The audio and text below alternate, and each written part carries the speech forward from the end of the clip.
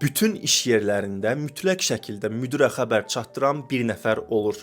Fərq yoxdur, sən köhnə tipli bir şirkətdə işləyirsən, yoxsa müasir bir şirkətdə işləyirsən, mütləq şəkildədir ki, müdirə xəbər çatdıran, söz aparıb gətirən bir nəfər olacaq. Düzdür, istisna hallar da ola bilər. Azərbaycanda elə şirkətlər də var ki, yəni o toksik iş rejimi yoxdur. Amma ümumi götürəndə mən deyərdim ki, 99%-də var. Və müdirə söz çatdıran bu adam da sən heç gözlədiyin bir adam deyil, o filmlərdəki kimi cəsus rolunu oynayan bir adam deyil ha. Bu sənə mülayim görünən, hamının belə deyim də, hamı ilə yola gedən, hamı ilə oturub duran, bəlkə də sən çay içəndə çıxartıb bir şokolad verən, bax bu tipli bir insan olur. Heç vaxt gözlədiyin insan olmur. Ağlının ucundan keçməz ki, belə bu insan sənin haqqında informasiyanı aparar, müdirə çatdırar. Hətta lazım gələndə ona sir də verirsən.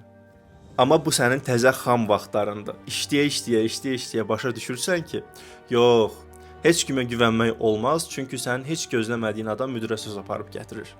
Özdə bu söz aparan adam kimlərinsə və yaxud özünün mənafe üçün həmişə o sözü biraz dəyişdirir, bəzəyir müdirə. Ona görə də mənim öyrəndiyim bir şeydir ki, oldu ki, həyatda heç vaxt heç bir iş yerində artıq başladım insanlara güvənməməyə. Düzdür, kollektivdən çox kənara düşmək də yaxşı deyil. Həmişə kollektivlə deyib gülmək lazımdır, amma o xətti keçmək lazım deyil. Siz nə düşünürsünüz bu haqqda? Rəylərdə yazın.